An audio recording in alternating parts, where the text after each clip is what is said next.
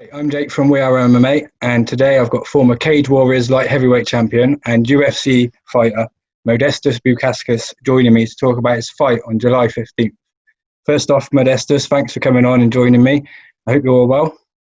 Yeah, no worries, man. It's an absolute pleasure. Yeah, doing good. Feeling the effects of training, but otherwise feeling all right. Hope you're good too. Yeah, all good, man, all good. So I've been thinking recently about your debut, and I can't think of any better situation for you, like fighting in Abu Dhabi on Fight Island. I mean, there's going to be more people than ever watching the sport. It's like the best situation for you. I can't really think of anything better, can you? Nah, definitely not. I mean, especially when, there's no other sporting events going on. Exactly. I think football's only just about slowly coming back, but, all eyes are going to be on us. And, obviously, I actually had this particular fight that I'm doing on the 15th of July. I actually had it scheduled for May 16th, and it was supposed to be in San Diego. So obviously I was quite excited to have like an American debut. But at the same time, whenever they rescheduled the fight and told me you're fighting in Abu Dhabi, I'm like, well, what kind of a better replacement could you get out of that? Do you know what I mean? So, and on like on a sort of restricted sort of island, like you said, with the whole world watching. So, yeah, it's amazing, and I can't wait. It's just going to be an amazing experience altogether. Yeah, I mean, you can't really complain. They're looking after you. Like 10, I heard it was a 10-mile square radius of no one else, just you on the island. So it's like, yeah, getting that royalty treatment, innit? Exactly, it's a step up for you, I guess. Yeah, no, 100%. So with your next opponent, he's like black belt in Brazilian Jiu-Jitsu. In 8 of his wins, he's had submission wins. So have you been changing anything in preparation for his ground game, or? To be honest, it's, I've been training to fight similar opponents most of the time. Most opponents want to get me down to the floor, so I'm always preparing for, the type of guy that's going to want to, try and take me down, hold me down, try and submit me. So I'm always practicing to negate any of their tactics or any of their speciality moves and stuff like that. Obviously, my last couple of opponents had more of a wrestling focus, whereas this guy has more of a jiu-jitsu focus. But with that, he's got a very strong ground game, very solid, he's a good black belt and stuff like that.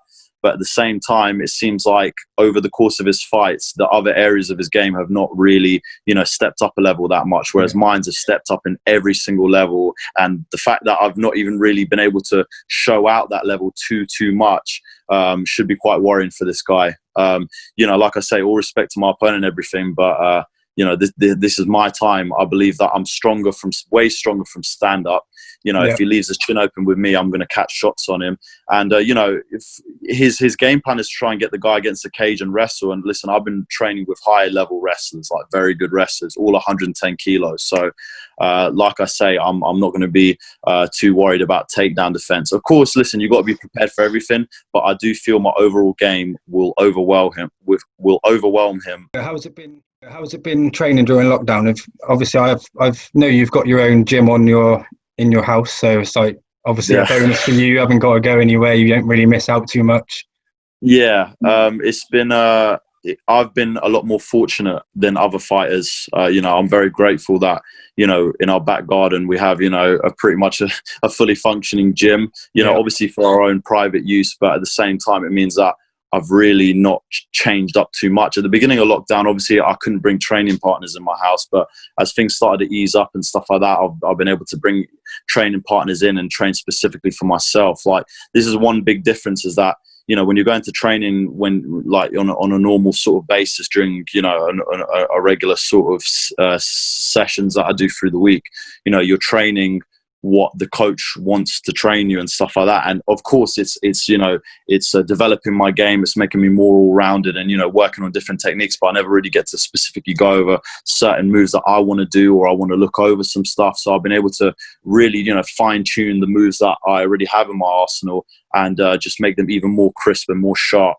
And just train specifically for my fight in particular. So that's something that that I've been very fortunate to have loads of training partners that all just want to help me, get better. And not only that, they want to help me really go and beat this guy. So, I've got an amazing team behind me, and that definitely helps. So, yeah, I mean, the lockdown has changed nothing. You know, maybe like I said at the beginning, I did more runs and stuff like that, but then that just means my cardio has just become an absolute, you know, massive bubble of you know, like respiratory prowess. So it's you know, I'm really excited to go and show out, you know, my newly developed skill set to the world.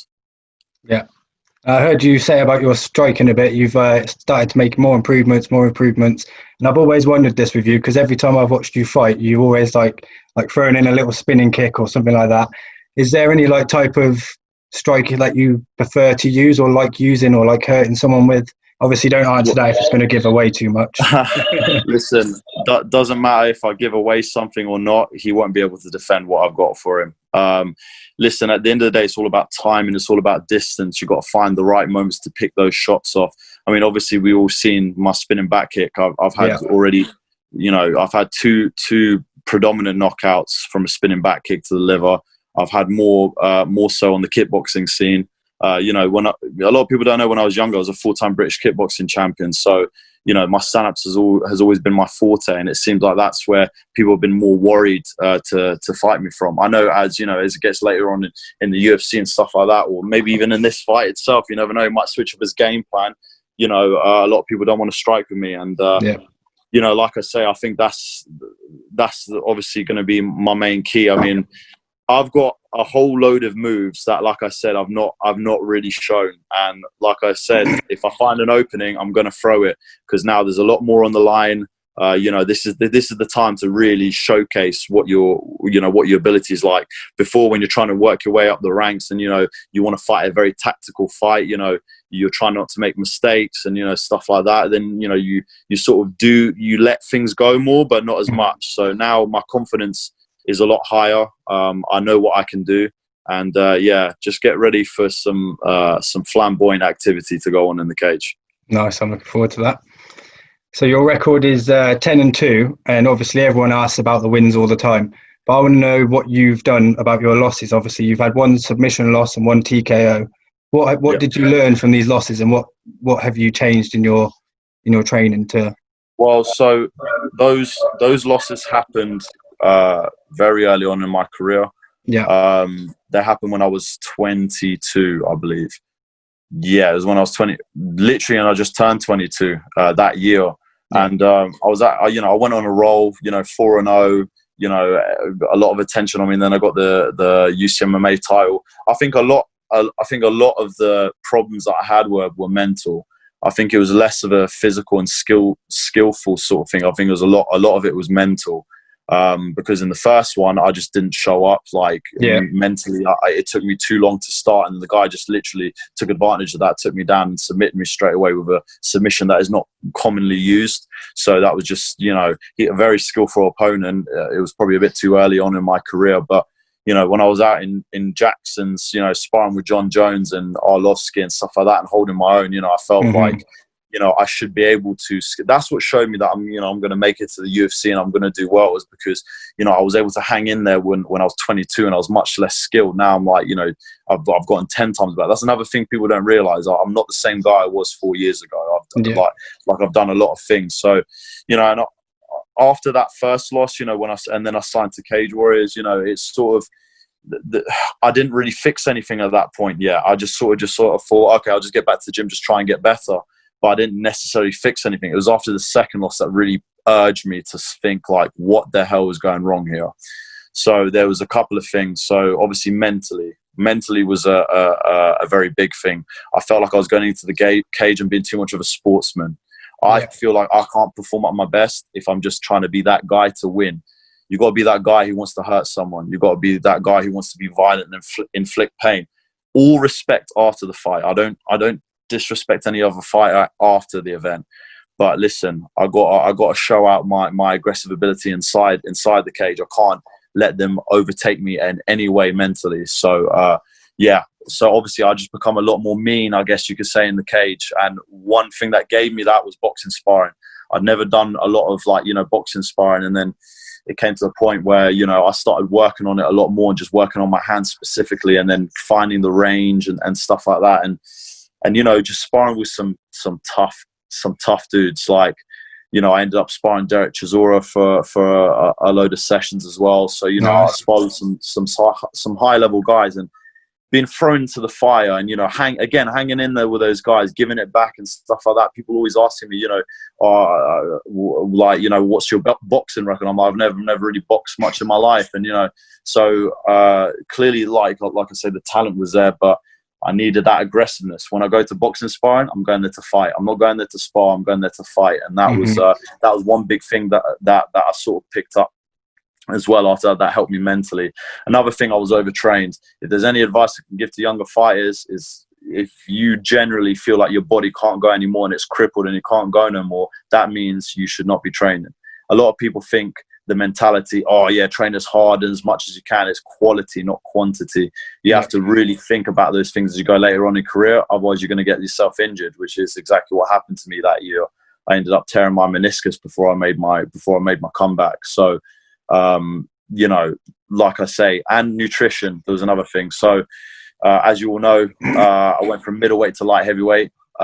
This was mainly after the injury, because I'm naturally filled out in areas, because when I had my leg in a cast, I was training from sitting down, punching from sitting down, doing weights from sitting down. So, I worked on all different areas of my game there. But, nutritionally now I realize you need to eat a hell of a lot of calories, and you're still going to lose weight, but you just need to eat a hell of a lot more. Eating 1,800 calories a day when you're training 2-3 times a day is not the one. So, I changed a lot of things, and then I just became more interested in the game. I just became more obsessed with it. I became more interested by it. When I was in sessions, I was actually taking things in, as opposed to, I'm weight cutting, I can't read. I'm just trying to get through the session, as opposed to, let me actually learn something from this. Let me try and think what I'm doing here. And then as the fights went on and kept going, I improved my takedown defense. I improved my getting up from the cage. I improved on the floor. And then that sense of urgency became just a natural part of my game. And I got to thank BST for that massively.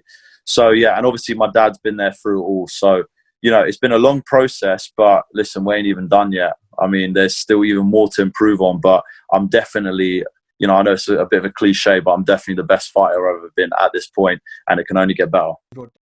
Your dad, he's a big part in your career, and obviously he's had a past in MMA as well. Could you just explain about what past he's had in MMA, and like how he helps you in your career? Yeah, so back in the day, it wasn't called MMA. It was a thing called No Holds Barred, and Lithuania was still part of the Soviet Union at that time, and he'd started off training karate. He got his black belt in karate, and then that's where the stand-up sort of stuff from me comes from. And then he developed into his sambo and stuff like that. So he had a sambo / karate background, which he then generated into his own art, and then called combat self-defense. And then after that, sort of started competing, doing tournaments, realizing that he was actually quite good at this whole fighting thing. And then became the Soviet Union no holds barred heavyweight champion, which is quite a big deal. Pretty tough motherfuckers doing that kind of stuff. So yeah, that's why I've always been scared of my dad for the majority of my childhood. But yeah, and then, obviously when we moved, I was 3 years old when we moved. So I was born in Lithuania, but then we moved to England when I was 3 years old.